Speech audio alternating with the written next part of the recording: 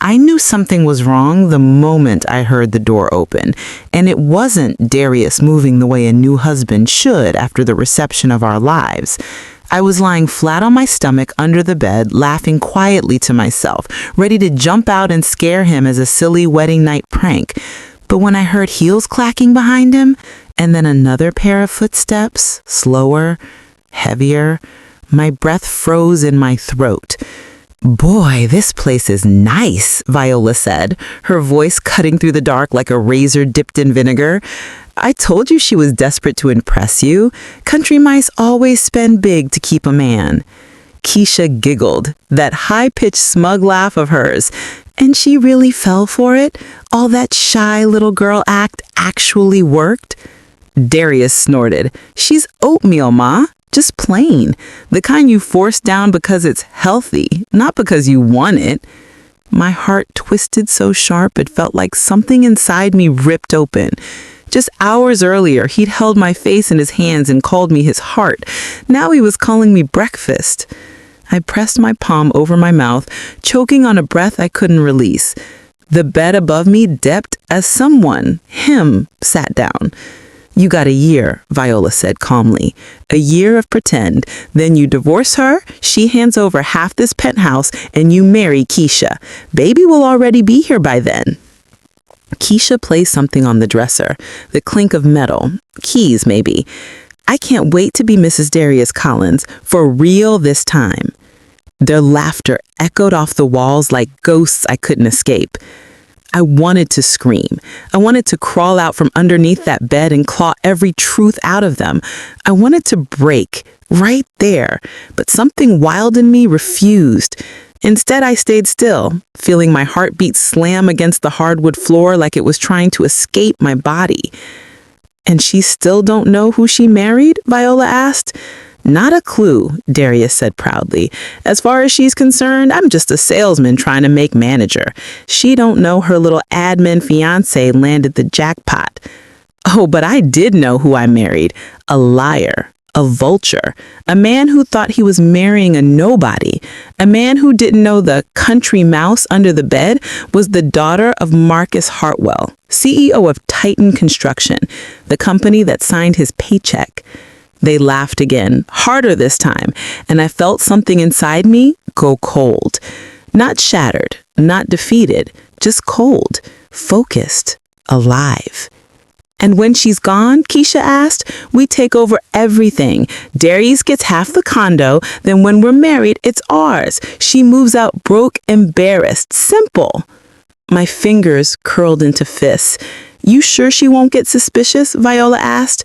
Darius scoffed. "She believes everything I say. You should have seen her crying when I told her I loved her. Pathetic." I closed my eyes tightly, forcing myself not to tremble. They couldn't know I was there. Not yet. I had one chance to protect myself, and confronting them now would blow it. They'd twist it, deny it, spin it, and until I had leverage, I was the one at risk. I listened as they walked out, still laughing, and the door slammed behind them. Only then did I crawl out, hands shaking so violently I nearly collapsed. The room spun, my chest ached, my cheeks burned, and tears blurred everything. This was supposed to be my wedding night, but it turned into my awakening. I grabbed my shoes, my purse, and the emergency phone I kept hidden in my luggage, and I left, quietly, fast, heartbroken, barefoot in a $9,000 gown that suddenly felt like a costume. I didn't breathe until I was 3 blocks away, standing in the cold night air, dialing the one person who had always known exactly who I was. Not just the name, not the wealth, but the woman. "Daddy," I said, my voice cracking into my phone. "Amani," Marcus answered, his voice groggy but instantly alert. "Baby, what happened?" The words came out broken. "Daddy, they planned it. The whole marriage. I heard everything." Silence. Long, heavy, controlled. "Come home," he said finally, his voice steel under velvet. "We're fixing this tonight."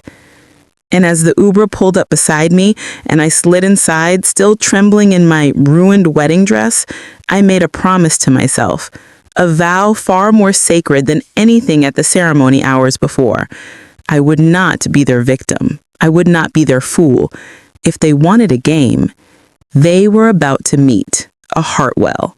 By the time the Uber turned through the wrought iron gates of my father's estate, the adrenaline that carried me out of that penthouse had burned off, leaving something hollow and aching in its place. The mansion stood tall, lit up against the night like it had been waiting for me, like it knew I would come home broken. I stepped out, barefoot, my wedding dress dragging across the stone like a wounded thing. Daddy was already standing in the doorway. Marcus Hartwell didn't panic often. Decades of running a multi-billion-dollar empire had taught him the art of calm dominance. But when he saw me limping up the steps, mascara streaked, veil ripped, shoes in hand like busted dreams, his breath stopped. He reached for me the same way he had when I was 5 and scraped my knees on the sidewalk. "Imani, baby girl," his voice cracked.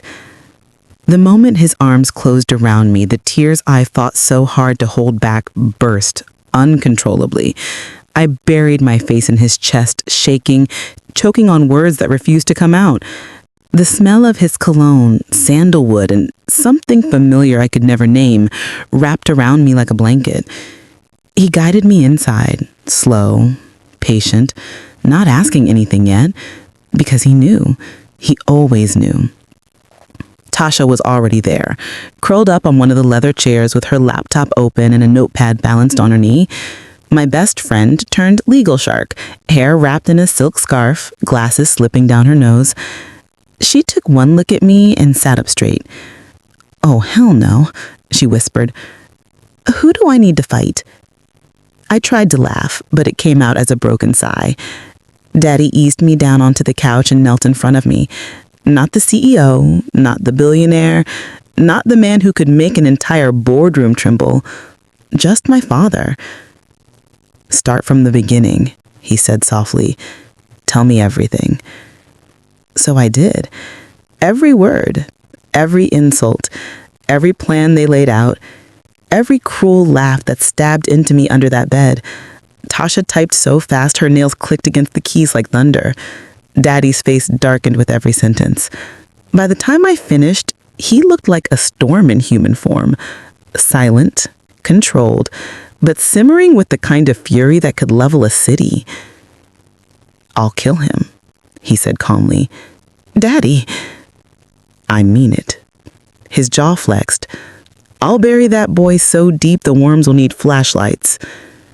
Tasha reached over, placing a hand on his arm. "Marcus, we can't go to jail tonight." He growled, but leaned back. "And you," Tasha said, pointing her pen at me, "you did exactly the right thing by leaving. If you had confronted him, they would have spun it, gaslighted you, played stupid. But a recorded confession," she smiled, wicked, "that's gold." Daddy snapped his fingers. "I want the audio backed up on 3 encrypted drives, and send a copy to my office server." "I already did. You raised me well." The fire inside me, the one that had gone cold under that bed, sparked again, a small flicker growing into something stronger. "I'm not letting them win," I whispered. "They're not taking anything from me." Daddy sat beside me. "They won't. Not on my watch. Not on yours." Tasha pulled out a folder. "I've been saying this for years, but since you always insisted on playing undercover assistant instead of embracing your heiress era, I made something just in case. Call it my Imani emergency kit." She slid a thick document across the coffee table. "This," she said proudly, "is a post-nuptial agreement so ironclad it might as well be bulletproof. He signs this, he walks away with nothing but lint and audacity." I blinked. "How are we going to get him to sign that?" A slow smile crept across Tasha's face. "Easy. We're going to play dumb." Daddy raised a brow. "Explain." "We tell him it's an insurance waiver. You know how Garius loves to save money, especially when he thinks it makes him look like the man of the house? We say it's a liability release from married employees of Titan Construction. Just a quick policy change, no big deal. And he'll sign it, I whispered, realizing the brilliance. Baby, he'll sprint to sign it, especially if you pretend to be that sweet little oatmeal girl they think you are. Daddy exhaled, nodding slowly. Perfect. Hell, it's poetic. But the more we planned, the more something inside me simmered. Hurt, rage, betrayal. But not brokenness. Never brokenness. I'm going back tomorrow, I said suddenly. Daddy's head snapped toward me. No, absolutely not. Yes, I said, voice firm.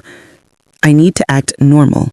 Make them think I didn't hear anything, make them comfortable enough to slip up. Tasha nodded thoughtfully. She's right, Marcus. If she disappears for too long, they'll get suspicious. Daddy rubbed his forehead like he was silently asking God for patience. Imani, this man plotted against you. That's exactly why I need to play my part. Tasha straightened. Then we followed the plan. Phase 1, nanny-level incompetence.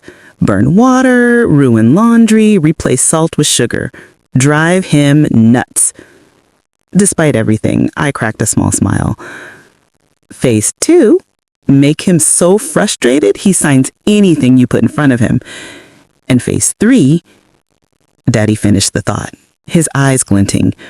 We destroy them. Something inside me, some quiet, wounded part, sat up straighter, stronger, ready. But before I could breathe into that strength, my phone buzzed. A text from Darius.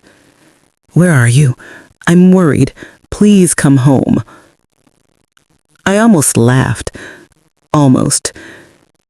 And then a second text came through. I love you, Mrs. Collins. My fist tightened around the phone. Oh, I whispered, heat rising in my chest. Oh, I'm coming home. And that's when Tasha leaned forward, eyes narrowing as another idea formed.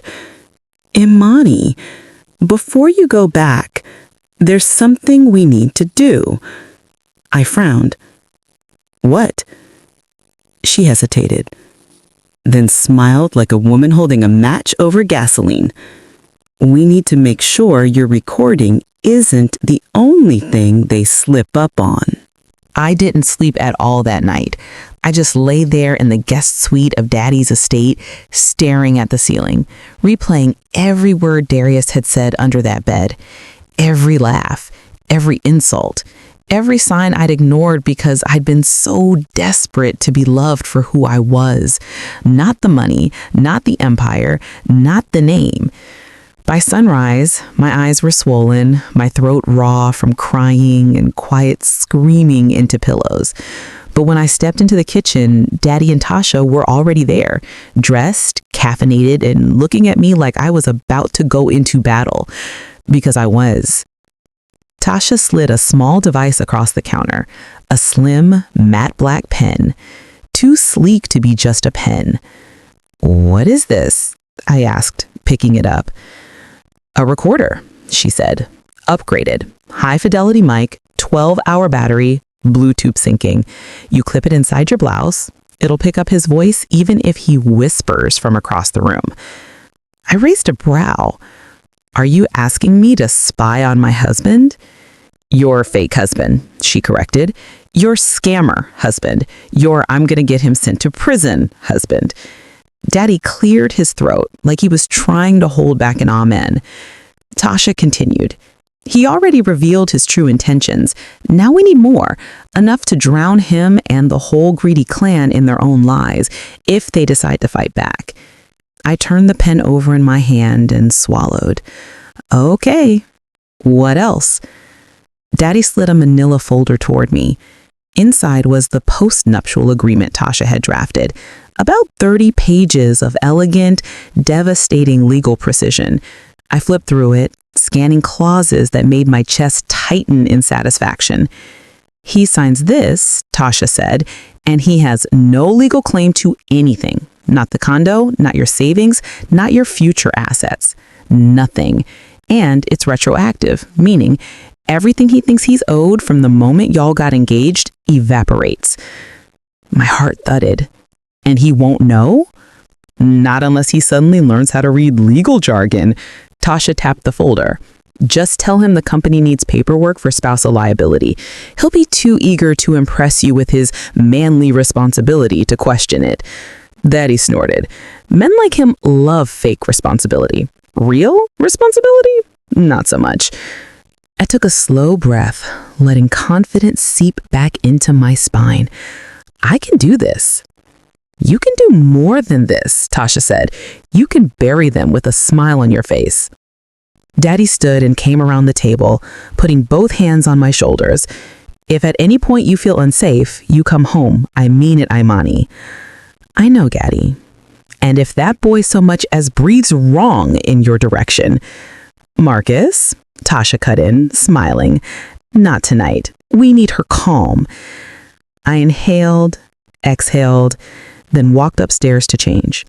If Darius thought he married oatmeal, he was about to learn he married a full-course meal with seasoning, heat, and consequences. When I walked back into the penthouse that afternoon, the silence hit me first. The blinds were half drawn, sunlight cutting across the floor in long stripes. My suitcase was still where I left it. The bed was unmade, our wedding flowers tossed on the dresser like a careless afterthought. And Darius was pacing in the living room, running rehearsed panic across his face. Baby, Imani, oh, thank God. He rushed toward me, arms open. I flinched, barely, just a twitch, but it was enough. He slowed. Honey, what's wrong? He asked, his eyes big and soft in that practiced way. I forced a smile. Weak, fragile, trembling just slightly, the way they thought I was. I needed some air, I said quietly. I was overwhelmed. He exhaled dramatically, pulling me into a hug. His warmth was sickening. His cologne, cheap, sharp, burned my sinuses. You scared me, he murmured. I thought something happened. Oh, something happened, all right. When he pulled back, I dabbed my eyes. Can we talk? He nodded, leading me to the couch. I sat on the far end, placing my purse, recording pen inside, on the coffee table. He waited, pretending to listen, pretending to care. I've been thinking, I said. Now that we're married, we should talk about finances, responsibilities, policies at work. His eyebrows dipped just slightly. What policies? Just standard stuff. I reached into my bag and pulled out the folder. Employee spouses need to sign liability waivers. He perked up instantly. Waiver? Like for insurance? Yes. I kept my voice small, deferential. It saves us money each month. He grinned. Money? Oh yeah, baby, I got you. Where do I sign? I opened the folder to the signature page. Here. He didn't read a single word. Not one word. He grabbed the pen and scribbled his name with a flourish. That's my man, I whispered, and he smiled like I just crowned him king. Inside my chest, celebration fireworks went off. Phase 1, complete. But I couldn't show emotion, not yet. I leaned into him, head on his shoulder, letting him believe I was melting back into his arms. I love you, Darius, I said softly. He kissed my forehead. I know, baby, and I'm going to take care of us. Just trust me. That sentence, after everything I heard last night, almost made me gag. He stood and stretched. Hey, Mom and Keisha want to come over later. They said they missed you at brunch. Oh, I bet they did. I smiled sweetly. Sure, I'd love that. He had no idea he just scheduled his own destruction. But then, just as he turned away, his phone buzzed on the counter. A message popped up. Keisha, hey, gone yet? I want to talk about the plan for Friday. Things moving fast. My smile froze. Friday? What was happening Friday? And why did every inch of my body suddenly feel like it was bracing for impact? Friday. That single word lodged itself in my spine like a cold blade. I stared at the text glowing on Darius's screen, my pulse thudding so loud I was sure he could hear it. But he was in the kitchen now, humming off-key as he opened the fridge like a man without a care in the world, like a man who hadn't just signed away every dream he'd schemed to steal from me. I forced my breathing to slow, my face softening into the same harmless expression they believed in. I had mastered this act. Years of pretending to be an underpaid admin when I was actually the heiress to Titan Construction had taught me how to be invisible, underestimated, small. And now, that invisibility was my weapon. When he turned around, I smiled. He smiled back. And just like that, I knew he hadn't seen the notification. "Baby," he said, "you hungry? I can order something." "Actually," I said, rising slowly, "I was thinking I might cook tonight." He froze. "Cook?" "Yes," I whispered. "You know, for us." His smile flickered, half pride, half suspicion, but he nodded. "Sure, that's sweet." He didn't know phase 2 had officially begun. I slipped into the bathroom and locked the door before pulling out my hidden phone, the backup one Daddy insisted I carry. I texted Tasha immediately. We have a problem. They're planning something Friday." "Find out what. Don't ask, don't act different. Just record everything." He left his phone unattended. Keisha texted, "Forward me the number. I'll run it." I typed fast, fingers trembling. "I'm scared, Tosh." Her reply came instantly. "Good. Fear means you stay sharp. But remember this, he's the one walking into a trap, not you." I stared at my reflection in the mirror. My makeup was smudged from crying, my curls frizzy from stress. I looked tired, bruised emotionally, shaken to the core. But beneath all that, there was a fire, a woman rising, a heart well. I splashed water on my face, fixed my hair, and stepped out like nothing in the world was wrong. In the kitchen, I put on my sweetest, most innocent voice. "Darius, do you want pasta?" "Oh, thank God," he groaned, plopping onto the bar stool. "I could eat a whole pot." "Perfect," I said, opening cabinets I already knew were stocked. "I'll make something special." Tasha had told me to ruin everything, so I did. Burnt noodles, sauce with way too much salt, garlic bread so charred it looked like a crime scene. And each time he made a face, I looked at him with wide, wounded eyes like I was trying my best. He swallowed a spoonful, coughed dramatically, and pushed the plate away. Maybe we can just order pizza." I bit my lip, lowering my gaze. "I'm sorry." He immediately softened, fake sympathy dripping like stale syrup. "It's okay, baby. Cooking is hard." I nodded, head down, while inside I laughed. If only he knew who he was patronizing. After dinner, he headed for a shower, and his phone buzzed again. I casually drifted over, pretending to straighten cushions on the couch. Another message. "Keisha, we still doing Friday? Viola says everything ready." Everything ready for what? A shiver crawled up my spine. I needed more information, and to get it, I had to stay very, very stupid in their eyes. When Darius came back out in a towel, he found me folding laundry. Horribly. "My shirt! Why is it pink? Oh no, I washed it with your red socks. I thought that was fine. His eye twitched. Baby, no, that's not how. And your suits, I whispered, lifting a blazer that was now wrinkled beyond salvation. I put them on high heat. He closed his eyes so tightly a vein in his forehead pulsed. Imani, please, just stop touching things. I'm trying, I murmured, lower lip trembling. I want to be a good wife. He groaned into his hands. You are, baby, you are. Just stop doing everything. Perfect.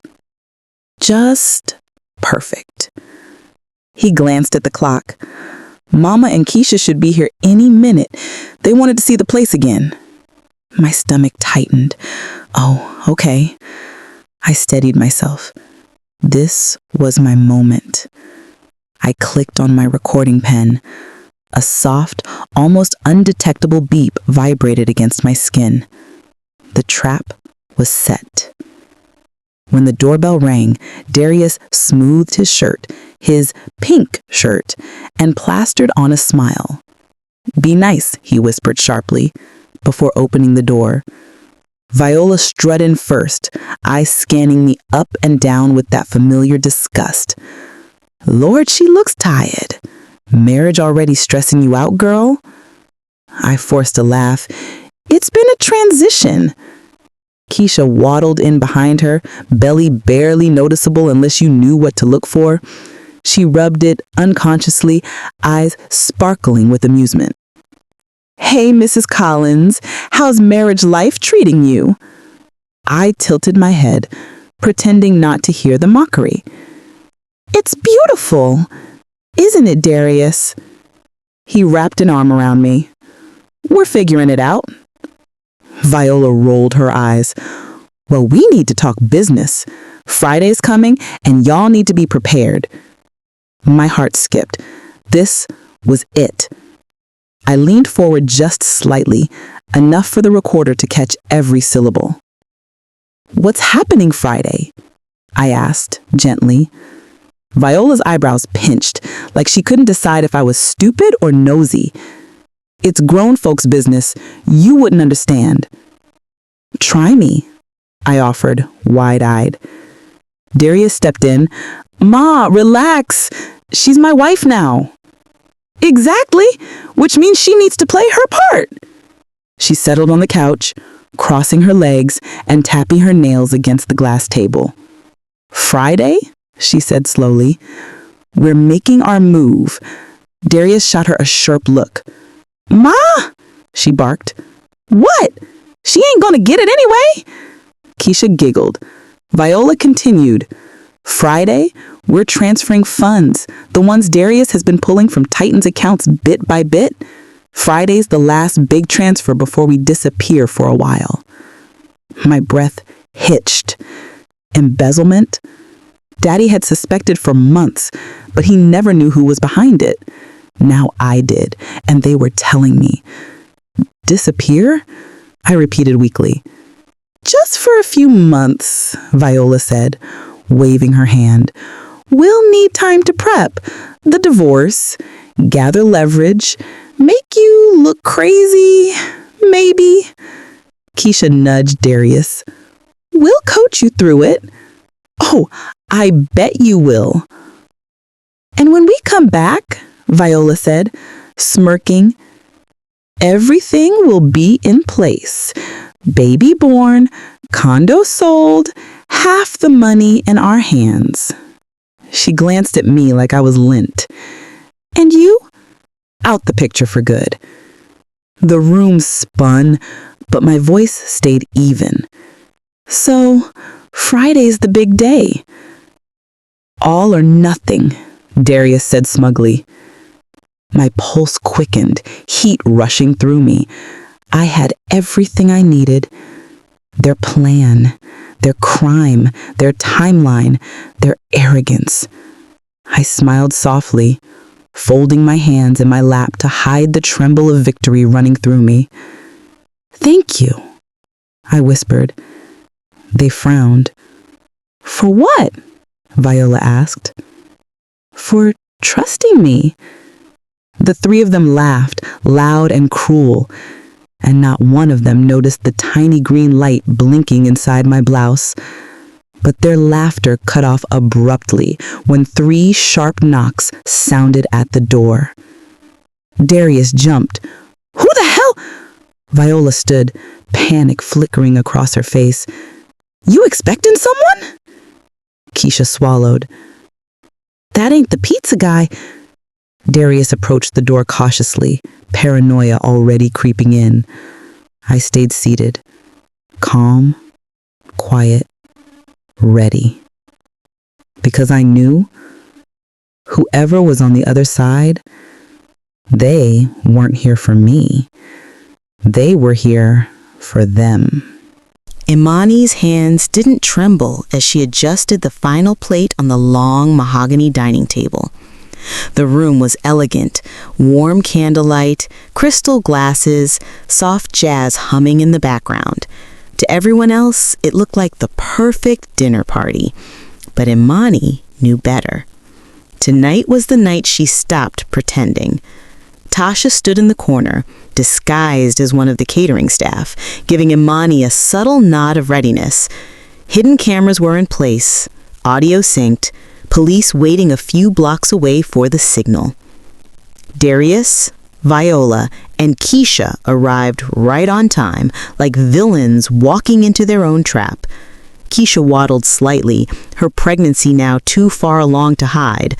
Viola tottered behind her in a gaudy gold dress, acting like she owned the place.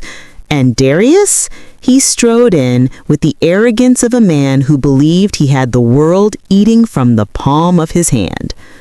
Imani greeted them sweetly, masking her disgust with a smile that felt like a blade.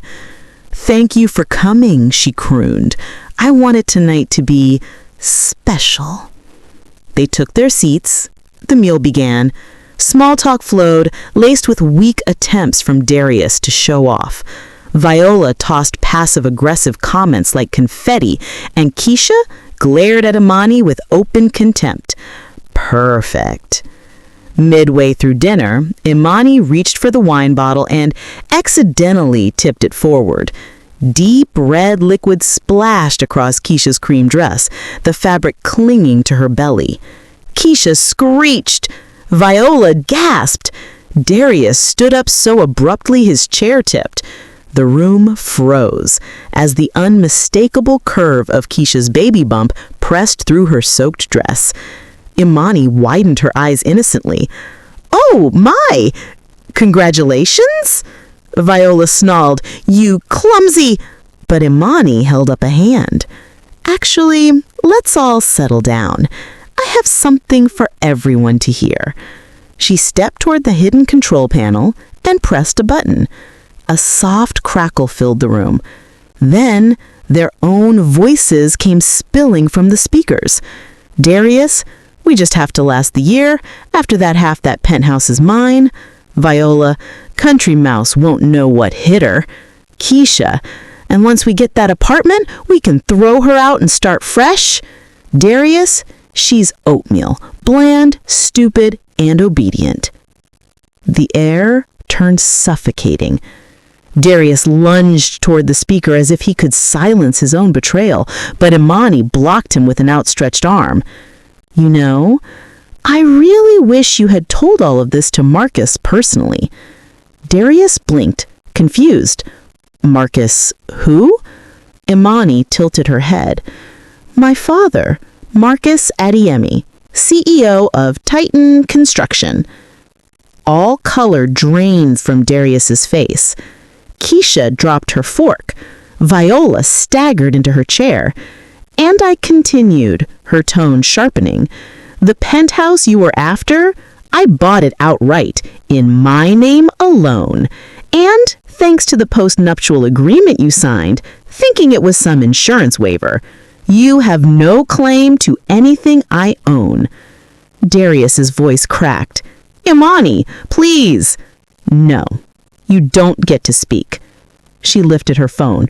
We're done here." Within seconds, police rushed in, badges flashing. Viola began screaming first, accusing Imani of setting them up.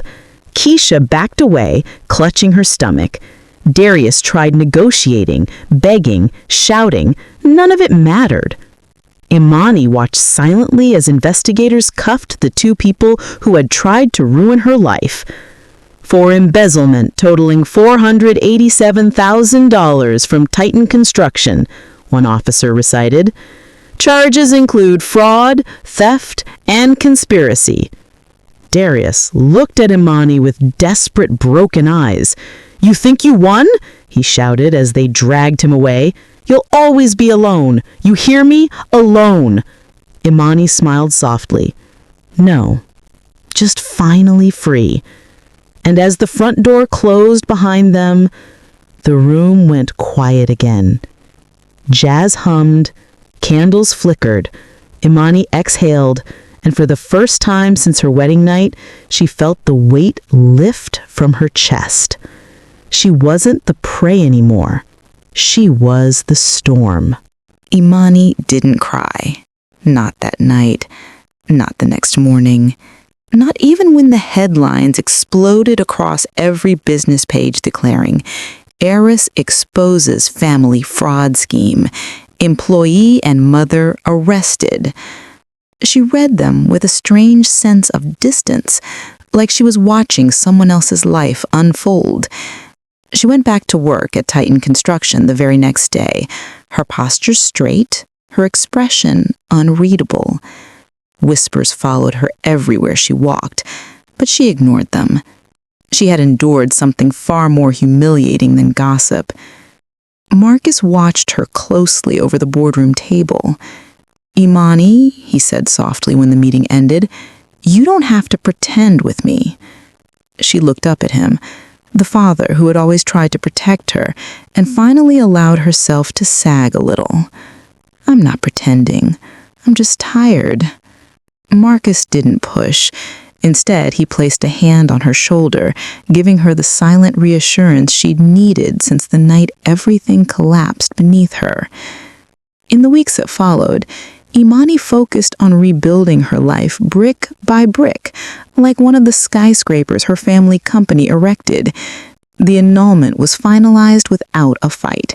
After all, Darius was stuck behind bars, and the post-nuptial agreement left him nothing to claim.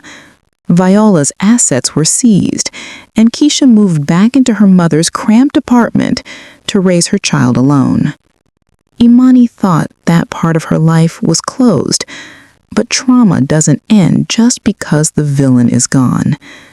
She found herself waking up some nights in a cold sweat, hearing Viola's voice calling her oatmeal, hearing Darius laughing, telling his mother he had her wrapped around his finger. Some mornings she'd stare at her reflection in the mirror and wonder how she had missed all the signs. One afternoon, as she zoned out in her office, Tasha entered and shut the door behind her. "Imani," her lawyer said gently, "you're allowed to feel hurt. You're allowed to grieve." Imani swallowed hard. "Grieve what? A man who never loved me?" "Grieve the version of you who thought he did." For the first time since the dinner party, Imani's eyes stung. Tasha sat beside her. What they did was evil, calculated, cruel, but it doesn't define your worth. Imani closed her eyes, letting the words settle. "I'm trying," she said quietly. "And you're succeeding," Tasha replied. Months passed. Imani's confidence returned slowly, like sunrise creeping across a dark horizon.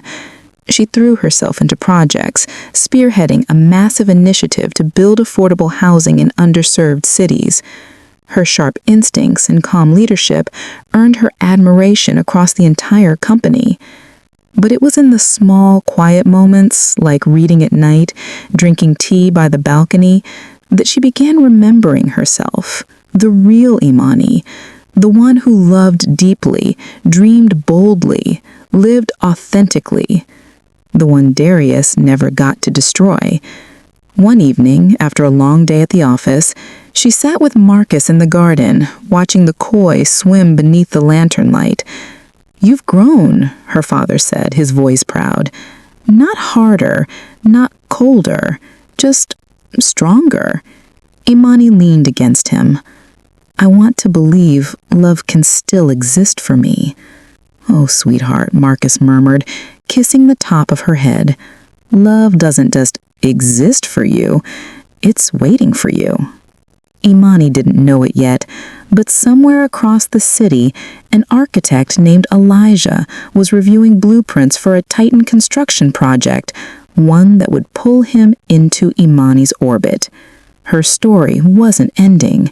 It was just beginning again.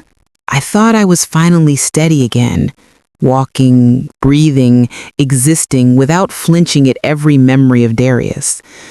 But healing isn't a straight line. It's a winding staircase with missing steps. I learned that the afternoon I met Elijah. It was supposed to be a routine site visit. Titan Construction had partnered with a rising architectural firm to redesign a community center in Westwood, and I, newly promoted to senior operations lead, was expected to oversee the structural review. I walked onto the lot wearing a hard hat, my clipboard tucked under my arm, my heart calm, until I heard a warm, deep voice say, "Careful, ma'am, that trench behind you is a lawsuit waiting to happen." I turned, and there he was. Elijah was tall, with rich brown skin and eyes that saw everything without judgment. His hair was cropped close, curls tight and soft-looking under his own hard hat. He wore a fitted work jacket over a casual button-up, sleeves rolled back to reveal strong forearms dusted with sawdust. But what struck me wasn't his looks. It was his presence. Comfortable, genuine, solid in a way Darius never had been. "Thanks," I said lightly. "I guess I got distracted." He smiled. "Happens. This place is a mess right now, but it'll be beautiful soon." There was no recognition in his eyes, no hidden smirk, no calculating interest. He didn't know who I was, at least not yet, and I didn't offer it. We walked the site together, his stride unhurried, his voice soft but confident as he explained the design's purpose. "This wing will be a tutoring center," he said, pointing toward a cluster of steel beams. "Kids here need a safe place after school, somewhere they can breathe, think, dream." Dream. I'd forgotten that word for a while. "You sound passionate," I said. "I am," he replied. "You can build all the glass towers you want, but if you're not pouring into people, what's the point?" Something inside me shifted. Not romantically, not yet, but like recognition, like meeting someone who operated from the same moral gravity I always tried to hold. When the walkthrough ended, Elijah extended his hand. "It was good working with you today, Imani." I froze. He knew my name. But before panic could rise, he lifted his tablet, showing the project roster. "Your picture's on file," he said with a smile. "Your team sent it over last week." Oh, for the first time in months, I laughed, genuinely. And for the first time in months, laughter didn't feel like betrayal to myself. Over the next few weeks, Elijah and I worked together often. He asked me questions, not about my money or my position, but about my ideas, my vision, my values. He listened when I spoke. He challenged me when he disagreed. And he never once tried to impress me with empty talk. One chilly morning after reviewing load-bearing specs, he handed me a cup of hot cocoa. "They ran out of coffee, but you looked cold." Cold. It was such a simple word, but after a marriage built on manipulation, being noticed felt like sunlight on numb skin. "Thank you," I murmured. His eyes held mine a second too long. Not flirtation, something gentler, curiosity, respect. I sipped the cocoa slowly, letting warmth spread across a place inside me I'd let frost over. but trauma has a way of creeping in even on good days. One evening, I walked into my condo and froze. My heart pounded, my breath short. A jacket was thrown over my couch, a dark one, similar to what Darius used to wear. For 10 seconds, I couldn't move. My mind screamed, "He's here! He found you! You're not safe!" But when I flipped on the lights, I realized it was Marcus's jacket. He'd stopped by earlier with dinner and forgot it. Still, I sat on the floor, shaking. The wound wasn't healed. I wasn't whole yet. A few days later, at the site, Elijah noticed my trembling hands. "You okay?" His voice was careful, not prying. "I'm fine," I lied. He watched me for a long moment. "You don't have to be." I hadn't expected those words to hit me so hard. My throat tightened, my eyes burning. But instead of breaking down, I looked away. "What makes you say that?" He exhaled. "My sister went through something bad a few years back. Took time before she stopped pretending. I recognized the look." His gaze wasn't invasive. It was understanding. And that scared me more than anything. "I'm still figuring things out," I admitted. That's allowed. Allowed. Again, so simple, so needed. Days turned into weeks. The project grew. So did our conversations. One afternoon, as we reviewed the center's lobby renderings, he asked, "So, what made you want to work in construction? Most people don't look at scaffolding and think inspiration." I inhaled. "My father says building things is the closest thing humans have to immortality. A structure you raise can outlast your pain, outlast your mistakes." He nodded. "But not if the foundation's cracked." I blinked. He wasn't talking about buildings, and I knew it. Before I could respond, my phone buzzed, a restricted number. I stepped aside and answered. "Hello?" There was heavy breathing on the other end. Then a familiar voice, shaky, bitter. "Imani, it's Viola." My chest went cold. "What do you want?" I asked sharply. I need your help," she said, coughing between words. Her voice was weaker than I remembered. "It's about Jamal, Keisha's boy. He's sick, real sick. They won't help us. No one will. You're the only one." I hung up before she could finish. The world tilted. The air thickened. Old wounds pulsed beneath new skin. When I turned, Elijah was watching me with concern. "You sure you're okay?" I forced a shaky breath. "Yeah, just work stress." It was a lie. I knew it. He probably knew it too, but I wasn't ready. Not to unravel, not to trust, not to let someone like Elijah see the parts of me Darius tried to shatter. Still, as I walked away, my hands trembling, one thought clung to me like a warning and a promise, wrapped into one. The past wasn't done with me yet.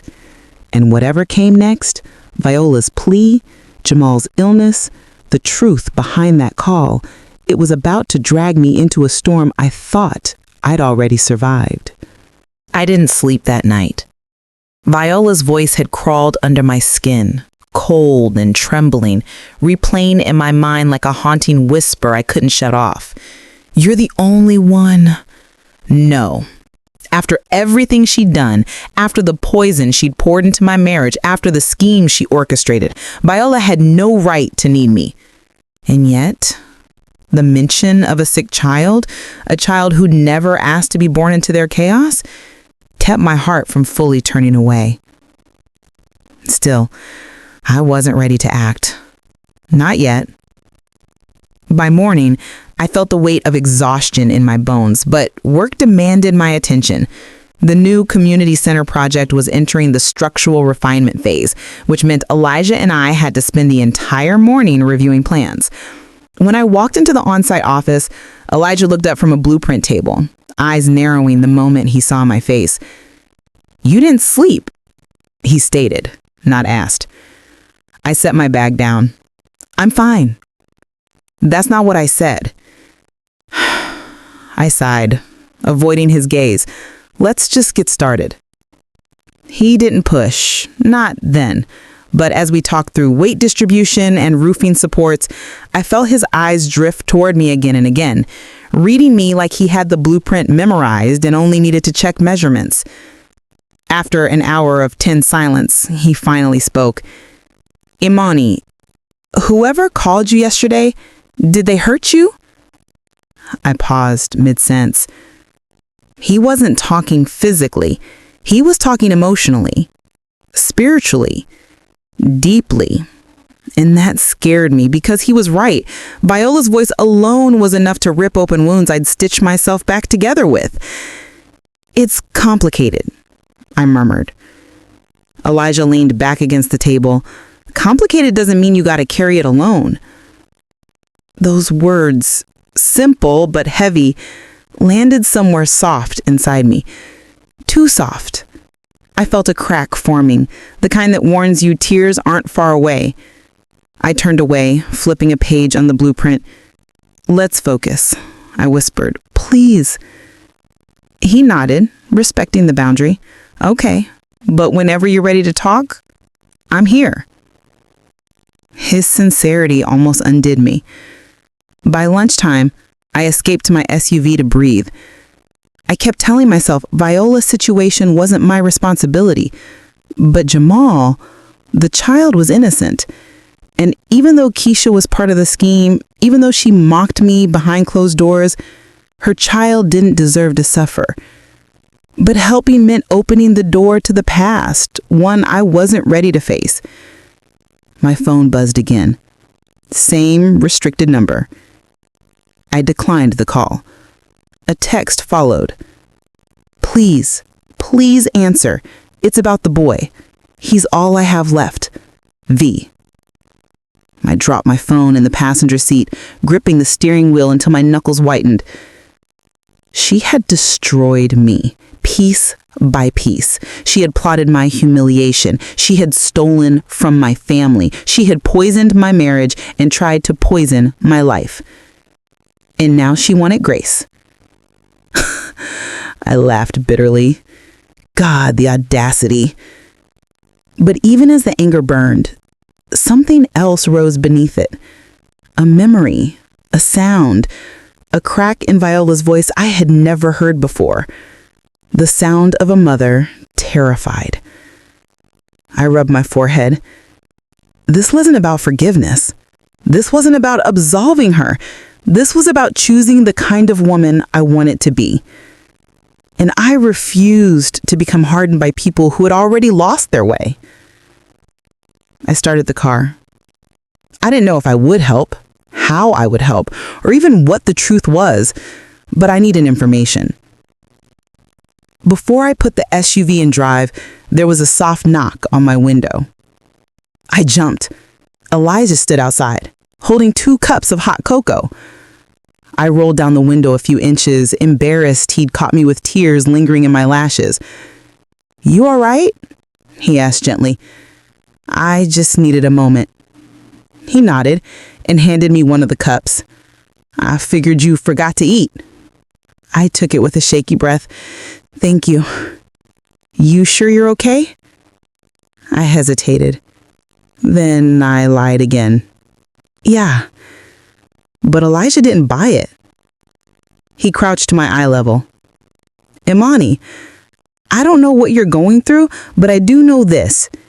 Pain doesn't make you weak. Acting like you don't feel it does." My throat tightened. I whispered, "I'm trying." "And you're doing better than you think." For some reason, that made the tears spill silently down my cheeks. I turned away, wiping them fast, embarrassed. But Elijah didn't move. He didn't pry. He didn't judge. He simply said, "I'm here, whenever you're ready." I nodded. He walked away. And I sat there shaking because for the first time since the collapse of my marriage, someone saw me. Really saw me. That evening, after hours, I finally answered Viola's call. She sounded worse. Labored breathing, voice frayed. "Imani, thank you. Thank you for picking up." Cut to the point. She coughed. "It's Jamal. He was diagnosed with a heart condition last month. He needs surgery. Expensive surgery. They put us on the wait list." "And you think I should care?" "I know you don't owe me a damn thing," she said, voice cracking. "I know what I did. I know who I was. But that boy, he didn't ask for any of it. He's innocent. Please, please help him." My pulse thudded. "Where is Keisha?" I demanded. "She's working double shifts, crying every night. She's trying, Imani. She really is." "And Darius?" Silence. Then, "In prison. And he should be," she whispered. "He knows it." For the first time, I heard truth in her tone. Not manipulation, not pride, just pain. I said, "You're asking the wrong woman," I said quietly. "After everything?" "I know," she coughed, "but you're the only woman with a heart big enough to listen." I closed my eyes, swallowing hard. "Where is he being treated?" She gave me the hospital name. When the call ended, I sat still for a long time, palms trembling. Then I whispered to myself, "I'll help the child, but I'm not helping them." And I meant it. But helping Jamal meant confronting ghosts I thought I'd buried. And one of those ghosts was waiting in a prison cell. The next morning, I drove to the hospital listed on Viola's message, the early winter sun barely breaking through gray clouds. I told myself I wasn't doing this for them. I wasn't doing this out of guilt or compassion for people who'd never shown me any. I was doing it because a child was sick, a child tangled in the fallout of adults who made selfish, reckless choices. Inside the pediatric wing, soft murals painted the walls, balloons, clouds, cartoon animals smiling too brightly.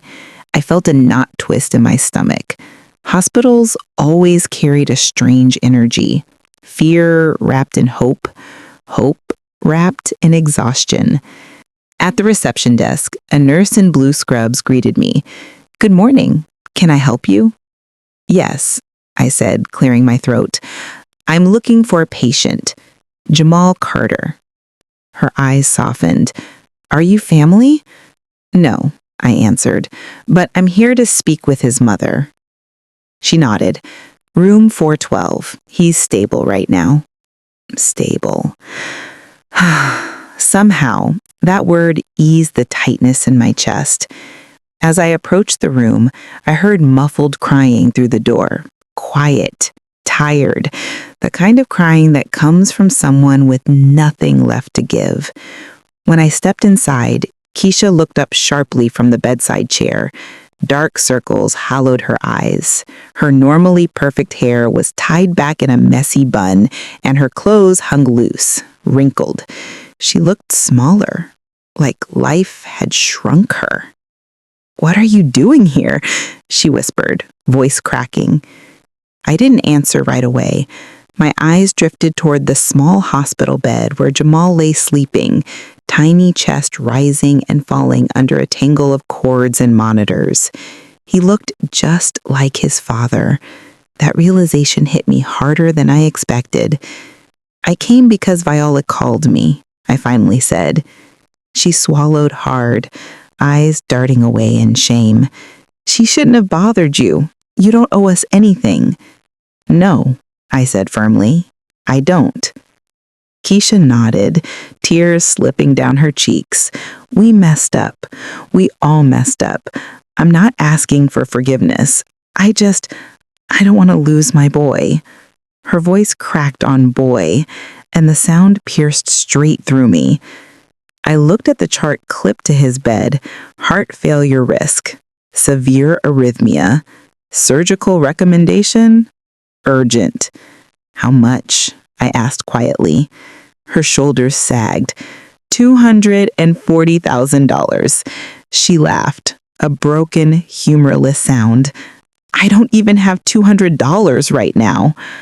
I closed my eyes. I wasn't here to judge. I wasn't here to punish. I was here because a child was suffering, and I could fix it. "I'll take care of it," I said finally. Her head jerked up. "What?"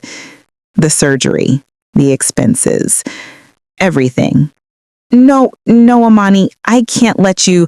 "This isn't about you," I cut in. "This is about him." Her face crumpled as she covered her mouth with both hands. "Thank you," she whispered through sobs. I didn't hug her. I didn't reach out. The wound she opened in my life was still too raw, but I understood her desperation, and in that moment, that was enough.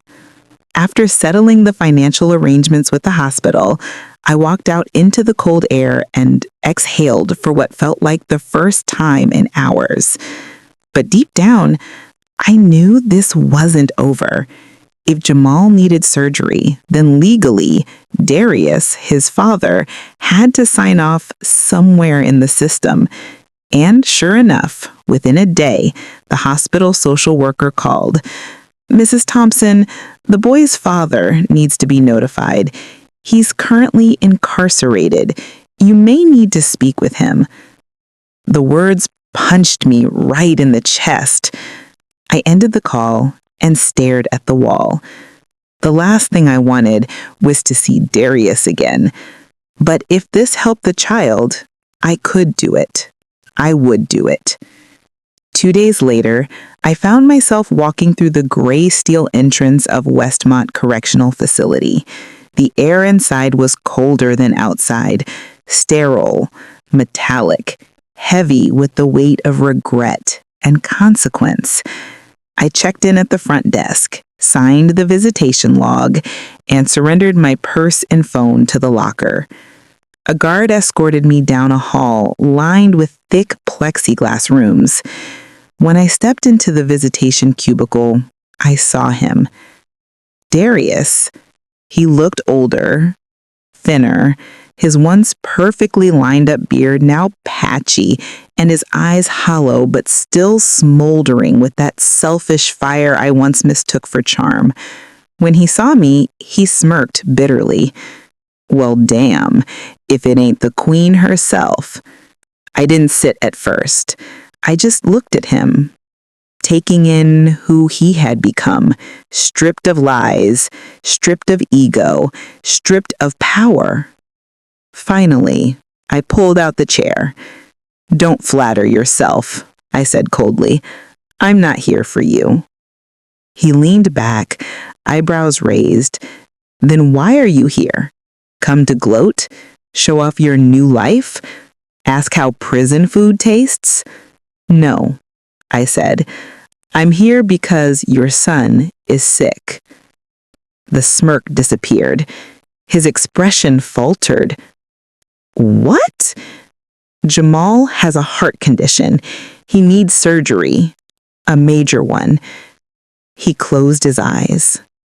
His fingers tightened into fists. After a long moment, he whispered, Is he going to be okay? That depends on how fast they can operate." He swallowed hard. They let me come tell me?" "No," I said honestly. "I chose to." A heavy silence stretched between us.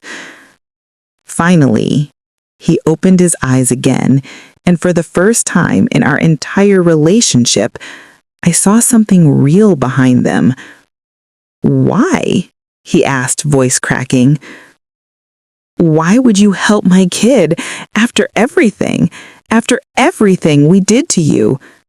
I leaned forward, meeting his gaze without flinching.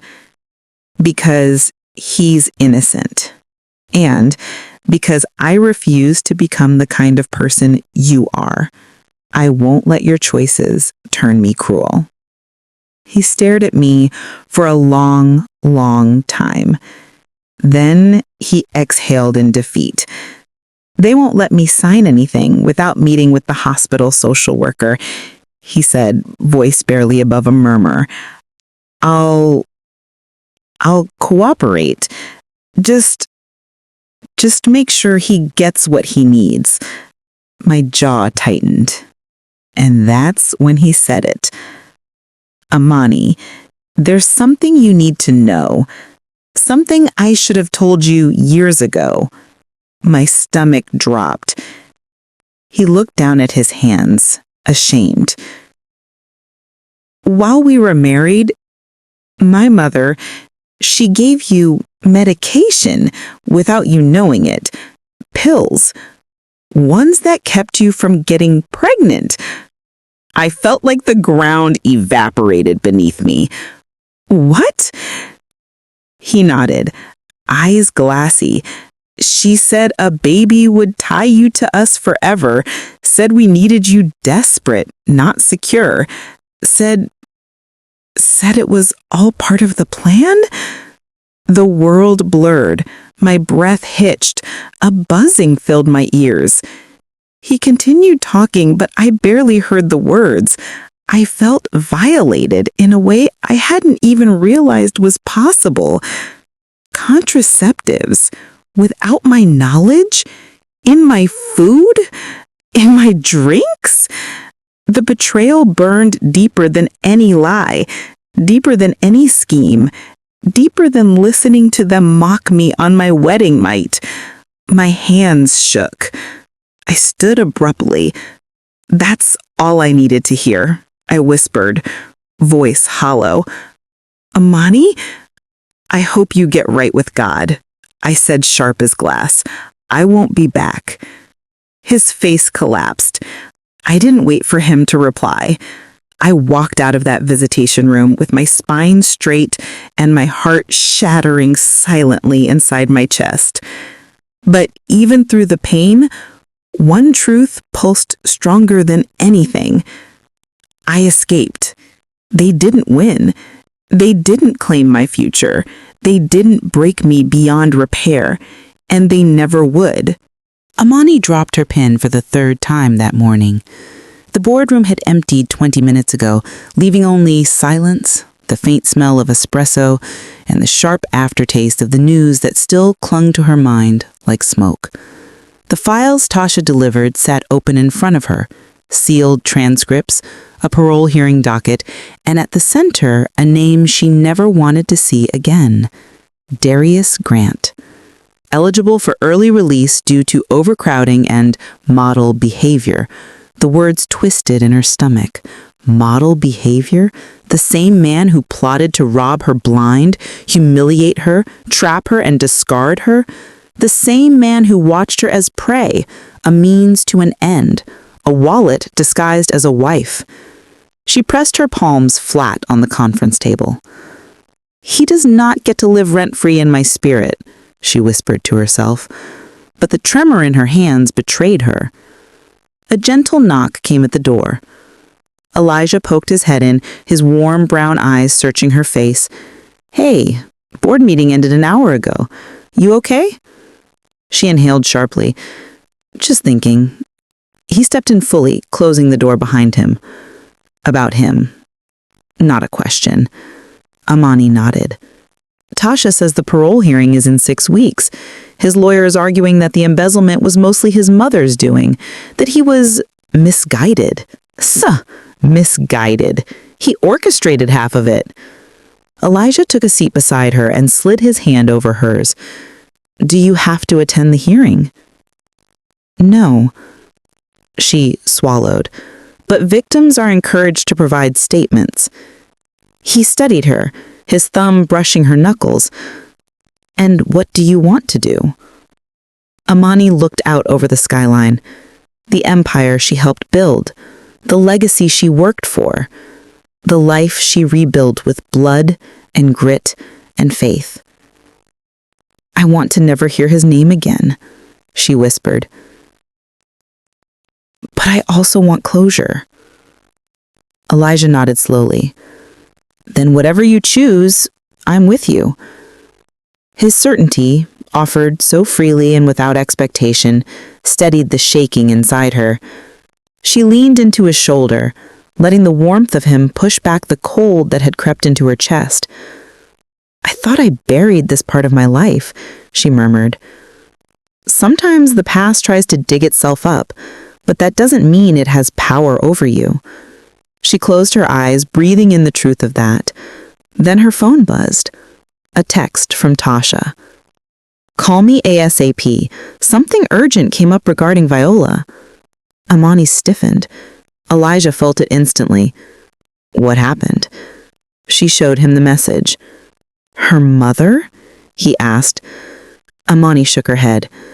"Viola is no one's mother. She's a storm in human form. And if Tasha says it's urgent, it's not good." She called immediately. Tasha answered on the first ring. "Amani, listen. There's been a development.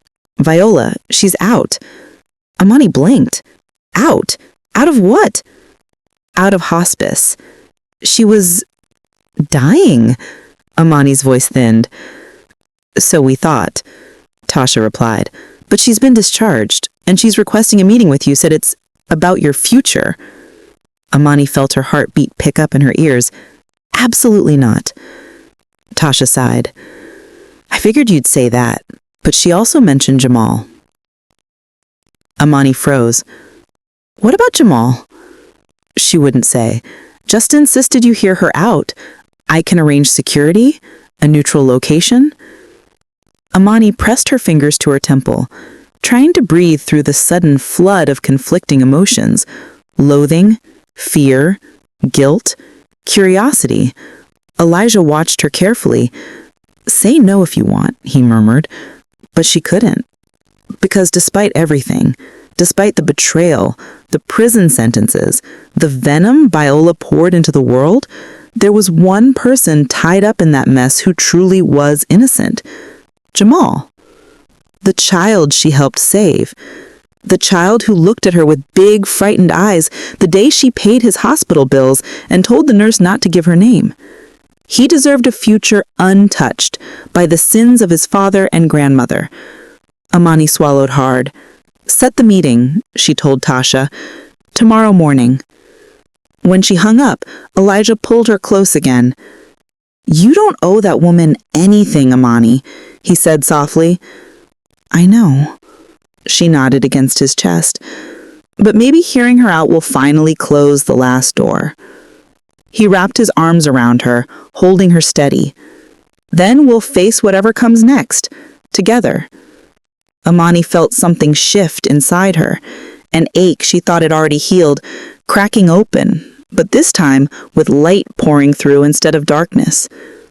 Tomorrow, she would face Viola, not as the scared bride hiding under the bed, not as the humiliated woman running from betrayal, but as Amani Lennox, daughter of Marcus Lennox, executive at Titan Construction, wife of Elijah Thompson, mother, leader, survivor. A woman unshakable. She stood, feeling her strength return. "Let her talk," Amani whispered, "and then I'll finally put the past where it belongs. Behind me. Forever." The cafe was quiet in the early morning, its windows fogged from the heat inside meeting the cold December air. Imani arrived 10 minutes early, choosing a corner booth where she could see both exits. Her security detail blended into the morning crowd outside, pretending to check their phones. She stirred a cup of mint tea she had no intention of drinking. She wasn't nervous, not anymore. What she felt was finality, a weight she had carried for years finally shifting into place. At 9:01 a.m., a shadow appeared in the doorway, Viola Grant.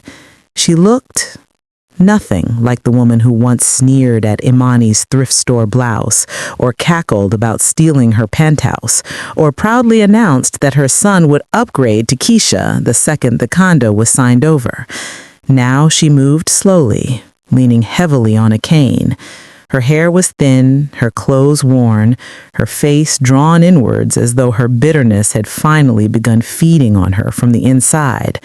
Her eyes, however, those were the same, sharp, calculating, hungry. She spotted Imani and hobbled over, lowering herself into the seat with a grimace. "Well," Viola rasped, "you look expensive. I see you bounced back fine." Imani didn't rise to it. "Say what you came to say." Viola curled her lip. No small talk? No compassion for a woman fresh out of hospice? "No," Imani replied simply. For the first time, Viola flinched. "Fine," she cleared her throat. "I came because of Jamal." Imani's jaw tightened. "Go on." Viola leaned in. "He needs stability, a guardian, someone who can provide for him, someone who already knows him." Imani stared. "You're not about to ask me what I think you're about to ask." Viola's voice broke, just slightly. "That boy is all I've got left, and I can't take care of him. Not anymore." "And Darius?" Imani asked quietly. Viola's mouth twisted. "He doesn't know I'm here, and he won't approve. But that's irrelevant. He's staying in prison where he belongs." Imani blinked. She expected manipulation, a threat, a scheme, not truth. "And what exactly are you asking me?" Imani said cautiously. Viola swallowed, the motion shaky. "I want you to consider becoming Jamal's legal guardian." Silence filled the space between them. Outside, a bus hissed to a stop. A barista called out an order. A chair scraped somewhere, but all Imani could hear was her heartbeat. Viola continued, her voice raspy. "You know, you're the only person he trusts, the only one who ever showed him kindness without wanting something back. And I know," she paused, her eyes watering, "I know I've done you wrong." Imani's fingers curled around the edge of the table. "You did more than wrong me. You tried to destroy my life." "Yes," Viola whispered. "And look at you. You thrived anyway, stronger than us, better than us." Imani felt the sting of tears behind her eyes, not for Viola, but for Jamal, an innocent soul trapped in the wreckage of his family's choices. "You could have asked anyone else," Imani murmured. "No," Viola rasped. "I couldn't. That boy loves you. He remembers you, like an angel who showed up when his world was falling apart." Imani exhaled unsteadily. She wasn't expecting this. Not today. Not ever. After a long moment, she asked, "Why now?" Viola wiped her eyes with trembling fingers. "Because I know I don't have much time. And because," she hesitated, "because you deserve to know the whole truth before I leave this world." Imani's pulse quickened. "There's more?" she whispered. Viola nodded slowly. "About the contraceptives." Imani's breath caught. "Elijah knows," she said softly, "but he doesn't care about the past. This isn't about Elijah." Viola croaked. She reached into her coat and pulled out a thin envelope, sliding it across the table. Imani stared at it, but didn't touch it. "It's the medical file, from the doctor I went to, the one who gave me the pills I hid in your tea." Imani's stomach twisted. Viola's voice thinned. "The doctor, he told me something I didn't believe until now." Imani forced the words out. "What?" Viola gripped the table, her knuckles whitening. "They weren't just contraceptives. They were hormonal suppressants, strong ones, the kind that can cause long-term infertility. Imani felt the air drain from her lungs. "And I didn't know," Viola continued. "Not after you left. Not until I saw him, the doctor, on the news being arrested for malpractice. And by then, you were already long gone from our lives." Imani's throat tightened painfully. All those months of trying with Elijah, all the doctor visits, all the unanswered questions. Her chest trembled.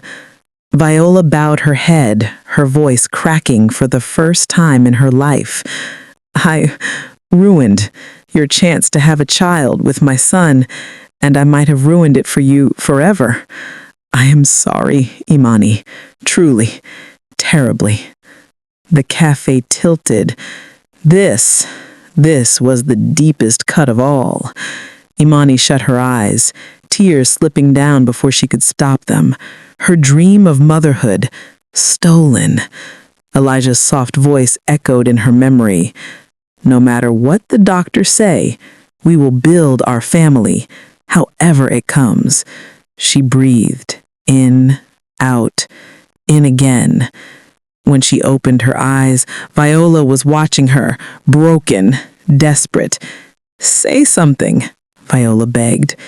Imani stood. Her tears were gone. Her strength had returned. She picked up the envelope, then set it back down. "I don't need this to define my future," she said quietly. Viola stared, confused. "Then what do you want?" "I want peace." Imani stepped back from the table. "And I will give Jamal what you never gave me." "What?" Viola whispered. "A life free from your poison." She turned to leave. "Imani," Viola called after her, voice wavering. "Does that mean you'll take him?" Imani paused at the doorway. "I'll meet with a social worker. I'll hear the options. But I will not make a decision out of guilt." Viola nodded shakily. "That's fair." Imani looked her in the eyes one last time. "I forgive you," she whispered, "but forgiveness is not a reunion. We don't ever need to see each other again." Viola closed her eyes as if the words cut, but also healed. Imani walked out into the cold morning, shoulders squared, chin lifted, heart steady. Elijah was waiting by the car. The moment she saw him, she collapsed into his arms. He caught her instantly, held her, anchored her. "Whatever she said, you're not facing it alone," he murmured into her hair. Imani nodded into his chest, letting herself break only in front of the man who would always help her rebuild. Tomorrow, she would begin the process of protecting Jamal. But today was for letting go of the last chain tied to her past. And as she stepped into the car beside her husband, she whispered to herself. The winter wind bit through the city streets as Imani left the cafe, Elijah at her side, her breath misting in the air. She felt lighter somehow, having faced Viola, having drawn the line between mercy and manipulation. But there was still work to do. Jamal's future depended on her navigating the legal and emotional minefield that his family had created. Back at Titan Construction, Imani poured herself into research, social worker protocols, guardianship laws, hospital procedures. Every detail she could find, she absorbed. Tasha's voice echoed in her mind, calm but insistent. "You handle the problem. Don't let it handle you." Imani drafted letters, filled forms, scheduled consultations. Every step was deliberate. No impulsive kindness, no emotional snares, just calculated, compassionate action. That evening, as she reviewed the latest paperwork, Elijah knocked softly on her office door. He entered carrying 2 cups of tea, the steam curling upward, fragrant with chamomile and honey. You've been at this for hours, he said, settling into the chair across from her. Don't forget to eat. I can't stop now. If I don't ensure the process is done right, Jamal's life could be affected forever. He doesn't deserve to pay for their sins. Elijah studied her quietly, his eyes filled with a mix of admiration and concern. You've always been remarkable, Imani. Strong, strategic. But even the strongest need to rest sometimes. She finally looked up at him, vulnerability flickering in her gaze. I've carried too much for too long, Elijah. It feels safer to keep pushing. He shook his head gently. You're safe now. You don't have to carry it all alone. Let me help. Imani wanted to protest, to insist that this was her fight, her responsibility. But looking at him, steady, unwavering, a man who valued her mind and heart, not her fortune, she realized she could trust him with more than just the mundane tasks of life. Okay, she whispered, voice cracking slightly, but only because it's Jamal. The next morning, Imani met with the hospital's child advocacy team. Keisha was there, looking exhausted but grateful, and Viola had been persuaded to stay out of the room. Imani wanted nothing to do with her except as a figure of necessary history. Mrs. Lennox, the social worker began, we appreciate your willingness to step in. Jamal's case is complicated due to his father's incarceration and his mother's legal limitations, but your guardianship petition is strong.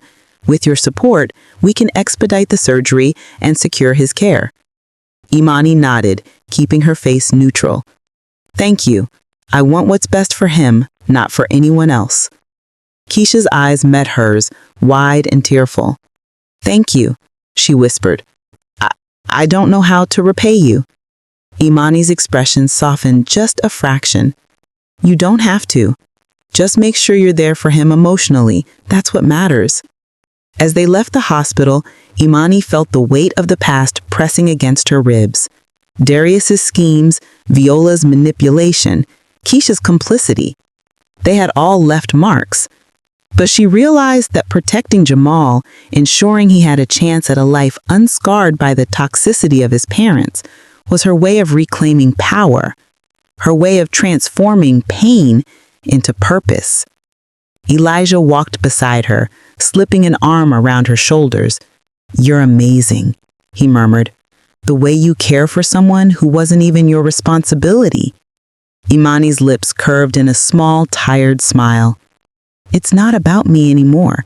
It's about doing the right thing, about being the person I should have been from the start, for myself and for him. Weeks passed. The guardianship paperwork moved quickly, thanks to Tasha's meticulous preparation and Imani's careful navigation of every bureaucratic step. With each signed document, each notarized form, each meeting with lawyers and social workers, Imani felt a sense of healing she hadn't known was possible. She wasn't just reclaiming her power, she was constructing a legacy of compassion, justice, and strength. One afternoon, as she prepared to leave the office, Elijah appeared with a small bouquet of winter flowers, white lilies and pale blue hyacinths. For Jamal's new life, he said softly, handing them to her. Imani inhaled the faint scent, letting it calm her frayed nerves.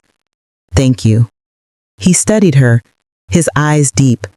And for you, Imani, you deserve to feel this kind of peace too. She smiled, genuinely this time, and for the first time in years, allowed herself to imagine a future unburdened by betrayal.